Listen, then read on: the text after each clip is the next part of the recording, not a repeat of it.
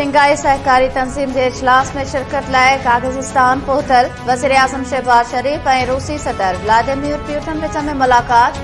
वापार और तवानाई समेत मुख़्तलिफ़ शोबन में सहकार वधाइण और लागापन के वधीक मज़बूत बनाइण ते इत्तेफ़ाक़। आस्ताना में मुलाकात दौरान ॿितरफ़नि लागापन के हथी ॾियण समेत मुख़्तलिफ़ मामलन ते ॻाल्हियूं कयूं वयूं। वज़ीर आज़म शहबाज शरीफ चयो त पाकिस्तान बार्टर सिस्टम तहत रूस सां वापार वधाइण चाहे थो। रूस के तजुर्बन मां बि फ़ाइदो वठण जी कोशिश कंदासीं। व्लादिमीर पुतिन चयो त पाकिस्तान सां तवानाई और ज़राअत शोबन में सहकार वधाए सघूं था। ग़िज़ाई तहफ़्फ़ुज़ के शोबे में भी पाकिस्तान सां सहकार वधायो वेंदो।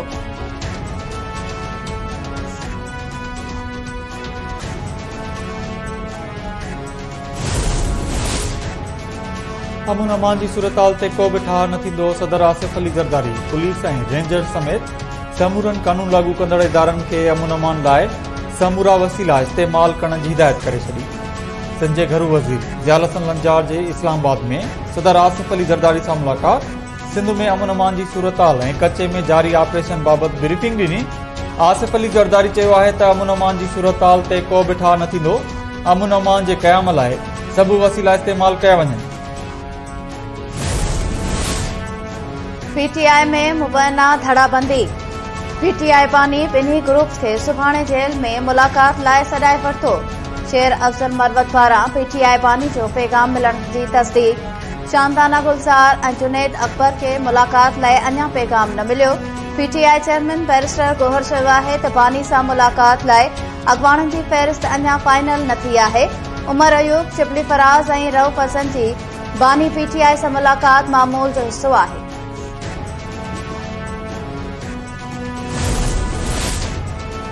पीटीआई बानी इलेक्शन कमीशन खिलाफ एहतजाज वारे केस में बरी थी गयो। इस्लामाबाद की अदालत पीटीआई बानी शाह महमूद कुरैशी, शेख रशीद, असद कैसर और बियन के बरी करे छडियो। खुरम नवाज, फैसल जावेद, शरियारा फिरदी और बिया भी बरी। जुडिशल मजिस्ट्रेट महफूज कल फैसलो बुधायो।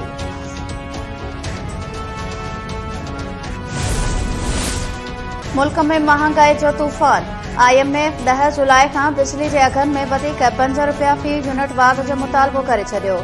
ज़रियन मूजिब बिजली कीमतुन में इजाफे की तजवीज़ पाकिस्तान और IMF विच में थियल वर्चुअल राब्ते दौरान ॾिनी वई। नाणे वारी वज़ारत के इख्तियारन IMF के बजट में खयल मुश्किल फ़ैसलन का भी आगाह कयो।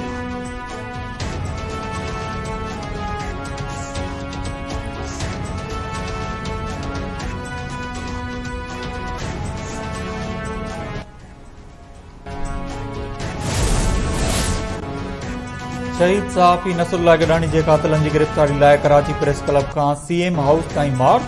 मुज़ाहिरीन जो PIDC वटि धरणो जारी।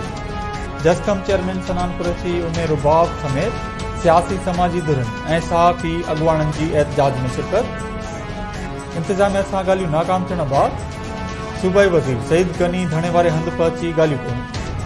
शहीद नसरुल्लाह के वारसन पारां PP क़यादत का MNA ख़ालिद लुंड और संदसि पुटन का लातालगी जो इज़हार करण और केस में नामज़द समूरा जवाबदार गिरफ्तार करने जो मुतालबो। शहीद गनी चयो आहे त PP कदें भी ज़ुल्म सां गॾु न बीहंदी। शहीद के वारसनि सां समूरा मुतालबा वॾे वज़ीर आॾो रखिया वेंदा।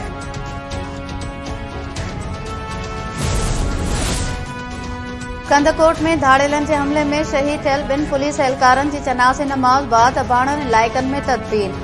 शहीद एहलकारन अल्लाह ॾिनो सब्ज़ोई और निसार अहमद कल्होड़ो की जनाज़े नमाज में SSP, DC कंदकोट, रेंजर्स के विंग कमांडर समेत शहरन शिरकत कई। जनाज़े नमाज बाद शहीद एहलकारन जा मढ़ सरकारी एजाज़ सां अबाणन इलाइक़न में मिट्टी मां हवाले कया विया। PP चेयरमैन बिलावल भुट्टो ज़रदारी, वॾे वज़ीर और घरू वज़ीर रिपोर्ट तलब करे वरिती। ॾोहारनि खिलाफ़ फौरी कदम खणण जी हिदायत। गोसपुर में अगवा थियल 3 वापारन की बाजियाबी लाइ 6 ॾींहं बेशटरबंद हड़ताल। नौजवाननि नतेश गेहानी, संजय कुमार और नतेश कुमार की बाजियाबी लाइ कारोबारी मरकज़ बंद रहा। सियासी समाजी तंजीमुन पारां एहतजाज कयो वियो। लकी गुलाम शाह विचो गुज़रियल ॾींहुं ॿियनि खे यरगमाल बणाए अगवा कयल 4 ॼणा भी बाजियाब न थिया। मुगी उमर कुरैशी, आसिफ, बादशाह कुरैशी और हसनैन आराए के घरन में रोज राड़ो मतल। वारसन पारां मुगविन के बाजियाब कराने जो मुतालबो।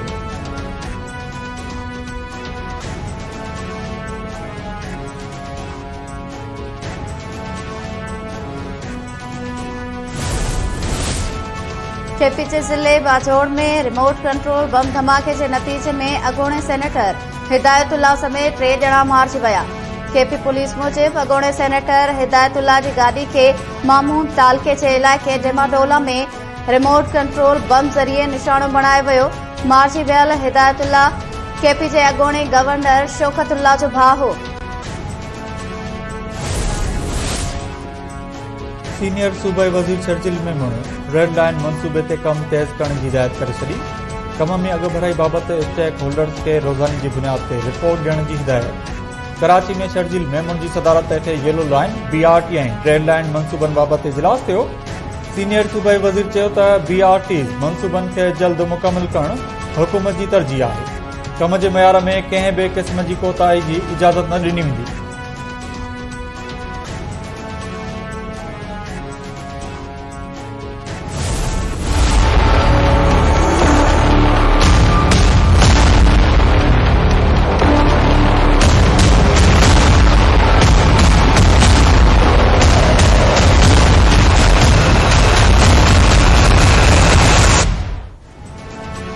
कराची में NCHD उस्तादन जो सिंध असेंबली आडो एहतजाज।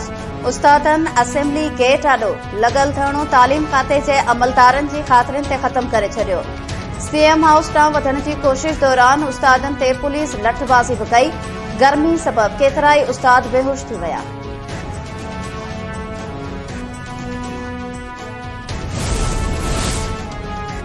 सीता रोड में बैंक वटि गिरवी रखियल ज़मीन रेवेन्यू अमलदारन की मिलीभगत सां विकिरो थियण जो इंकशाफ। कहनशाह मां तपेदार गिरफ़्तार। जांच दौरान गिरफ़्तार तपेदार एक SC 2 मुख्तियारकारन ऐं 6 तपेदारन के मुलवस हुअण जो एतराफ़ भी करे वरितो। एंटी करप्शन अमलदारन मूजिब ज़राई बैंक वटि सर्वे नंबर 294 ऐं 295 ज़मीन गिरवी पियल है। तपेदार रहमत सोलंगी SC 2 मुख्तियारकारन ऐं 6 तपेदारन सां मिली ज़मीन विकिरो करे छॾी। गिरफ़्तार तपेदार खिलाफ केस दाख़िल कयो वियो आहे। सुभाणे केस अदालत में पेश कयो वेंदो।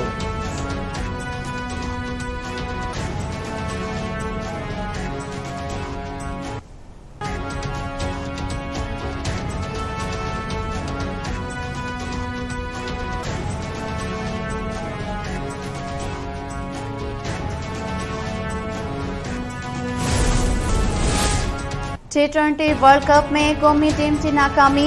हेड कोच गैरी क्रिस्टन ॻोल्ही रिपोर्ट जमा कराए छॾी। केतिरनि रांदीगरनि जो मुस्तक़बिल ख़तरे में पइजी वियो। गैरी क्रिस्टन पारां PCB चेयरमैन वटि जमा करायल रिपोर्ट में रांदीगरनि में इख़्तिलाफ़नि जी निशानदही ऐं संदनि फिटनेस ते सवाल उथारिया विया आहिनि।